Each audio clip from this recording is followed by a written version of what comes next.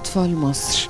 كنا بندور على عناية مركزة بتراعي الولاد الصغيرين. احنا كنا بنعاني من احنا مش لاقي مكان الأطفال اللي بيعملوا جراحة قلب مفتوح. اكتشفنا هذا المكان اللي بيتبع التأمين الصحي، يعني كل البيبيهات اللي انتوا شايفينها دول بيعملوا عمليات ببلاش، ولكن عشان مفيش سراير كفاية يمكن كل سنة بيموت 10,000 طفل من انتظار. مش هندفع فلوس ومش هندي الحكومة فلوس، ولكن هنجهز مكان ناخد من وراه ثواب كتير جدا.